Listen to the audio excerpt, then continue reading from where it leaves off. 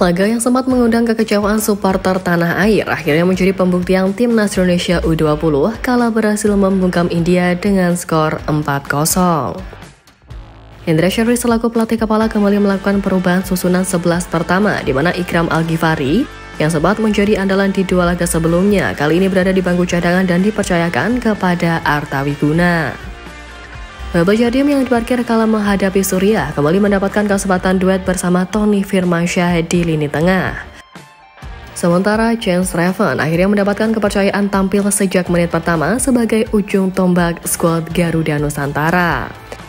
Di posisi lain tidak banyak mengalami perubahan termasuk Doni Tripamungkas yang tetap diandalkan sebagai kapten tim. Di babak pertama, timnas Indonesia U20 langsung tancap gas memborbardir lini pertahanan India. Bahkan masih di menit ketiga, skuad Garuda Nusantara sudah unggul lewat free kick mematikan Tony Firmansyah.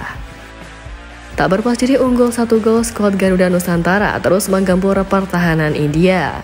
Beberapa peluang manis pun diciptakan Chance Raven baik lewat skema open play maupun sepak pojok. Namun hingga babak pertama usai keunggulan 1-0 tidak berubah. Pada babak kedua, Indra Syafri melakukan beberapa perubahan yang membuat skuad Garuda Nusantara tampil lebih menyerang. Aksi Chance Raven pun membuat Muhammad Ragil berhasil mencetak 2 gol dan tak mengendurkan serangan. Iqbal Gwijangge yang notabene seorang bek tak mau ketinggalan mencetak gol, skor 4-0 pun menjadi hasil akhir pada laga kali ini. Tak bisa dipungkiri, Chance Raven menjadi sosok di lini depan skuad Garuda Nusantara dan meski tak mencetak gol, keahliannya dalam membuka ruang dan memberikan umpan kunci tidak ditemukan pada striker lain seperti Arhan Kaka dan Aulia Rahman. Para pemain lain seperti Doni Tripamungkas dan Iqbal Gwijangge juga selalu konsisten di lini belakang. Sementara di lini tengah, Fafa Sheva yang baru dipercaya sebagai gelandang bertahan mampu membuktikan ketenangannya. Kendati demikian, apresiasi wajib diberikan kepada para pemain yang telah menunjukkan kerjasamanya selama 90 menit pertandingan berlangsung. Usai laga, para pemain India tampak respect kepada seluruh pemain timnas U20 dan staf pelatih Indonesia. Bahkan sang kapten turut menyambangi bench skuad Garuda Nusantara, di mana terlihat hal itu membuktikan bahwa India merasa nyaman melakoni rangkaian uji coba di Indonesia.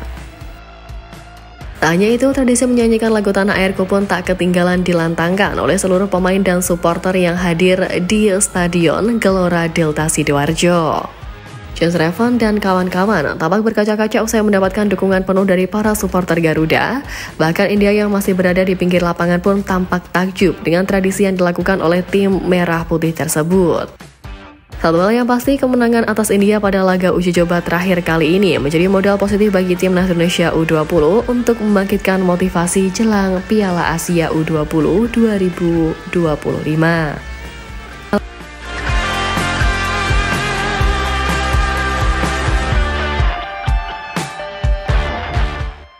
Ya, berakhirnya ajang U20 Mandiri Challenge Series ini sekaligus memastikan bahwa Indra Syafri sudah mengantongi hasil penilaian terhadap performa anak asuhnya yang nantinya akan dibawa ke Piala Asia U20 2025. Coach Indra Syafri mengatakan bahwa dirinya sudah memiliki gambaran skuad dan akan diumumkan pada awal Februari nanti, di mana dirinya sudah mendapatkan hasil penilaian dari 28 pemain yang nantinya bakal masuk skuad akhir Piala Asia. Pelatih asal Sumatera Barat itu mengungkapkan bahwa ada 2 pemain yang belum mendapatkan kesempatan bermain, yakni Garal Pagamo asal klub Semen Padang dan 1 kiper dalam laga melawan India tadi. Lebih lanjut, pelatih berusia 61 tahun itu menjelaskan bahwa batas akhir pendaftaran para pemain yang dibawa untuk Piala Asia U20 jatuh pada 2 hari kemudian, tepatnya 3 Februari. 23 pemain akan didaftarkan untuk tampil dalam kompetisi negara-negara Asia bagi kelompok usia U20 yang bakal berlangsung di Cina dan dimulai pada 13 Februari mendatang.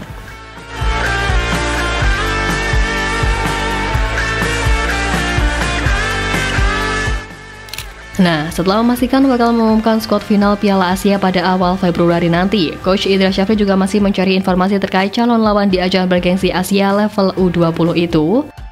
Sebab seperti yang kita tahu, persiapan Garuda Nusantara juga cukup baik setelah bermain di ajang Mandiri U20 Challenge Series 2025. Ya, meskipun hasil yang mereka dapatkan kurang maksimal setelah kalah dari Yordania dan Suriah, namun 3 laga kemarin bisa menjadi modal untuk mengarungi ajang bergengsi Asia itu. Nah, selain mempersiapkan tim kepelatihan juga mulai membaca kekuatan lawan di grup C, di mana Indra Syafri menjelaskan bahwa saat ini mereka sudah mempelajari tim lawan di Piala Asia, yakni Uzbekistan, Iran, dan Yaman.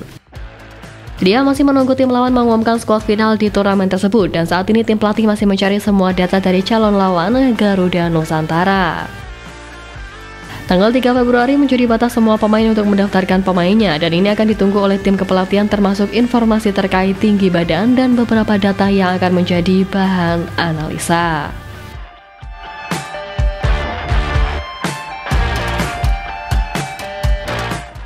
Ya, menilik pemantauan calon lawan Garuda Nusantara di ajang Piala Asia U20 ini, kita tak boleh mengabaikan Yaman U20 yang memiliki ranking FIFA jauh di bawah Indonesia. Apalagi 2 tim lainnya yang sangat berat pada gelaran edisi sebelumnya, Uzbekistan adalah juara bertahan dan Iran sebagai perempat finalis. Meski timnas Indonesia U20 mencatat hasil buruk di Sidoarjo, semua elemen tim tak perlu berputus asa. Pasalnya Uzbekistan U20, Iran U20, dan Yaman U20 juga mencatatkan hasil yang kurang meyakinkan dalam uji coba mereka. Ya, pada periode Januari 2025, Uzbekistan telah menyelesaikan 3 partai pemanasan, di mana mereka sama sekali tidak pernah menang.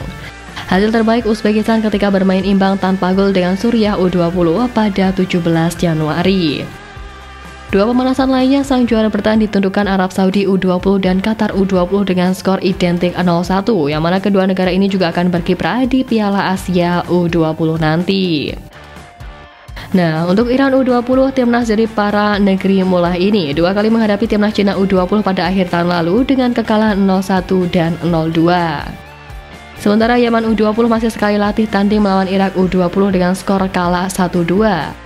Artinya dengan pencapaian Uzbekistan U20, Iran U20, dan Yaman U20 tersebut, timnas Indonesia U20 tak usah merasa minder, apalagi jerih dan putus asa sebelum berjibaku di Piala Asia U20 mendatang.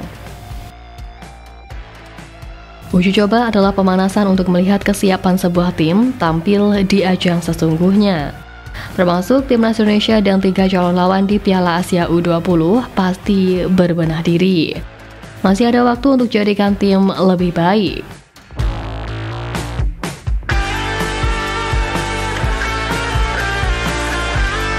Ya, tapi di luar dari itu semua, seperti diketahui bahwa PSSI dan KNVB kembali membangun kemitraan strategis untuk mendukung pengembangan sepak bola Indonesia. Komitmen ini diperkuat melalui pertemuan resmi yang berlangsung di kampus KNVB Zeist, Belanda pada Senin 27 Januari lalu. Dalam pertemuan tersebut membahas kemitraan PSSI dan KNVB yang akan berfokus pada perkembangan sepak bola putra dan putri serta perbaikan level kompetisi. Menyikapi kerjasama dengan PSSI, Sekretaris Jenderal KNVB Gich De Jong menyampaikan optimismenya terhadap masa depan kemitraan ini. Sementara itu, PSSI optimis bahwa kolaborasi strategis yang didasari pada visi bersama ini akan memberikan dampak signifikan bagi kemajuan sepak bola tanah air. Kemitraan dengan KNVB menjadi sebuah langkah penting untuk mencapai visi dari Garuda Mendunia.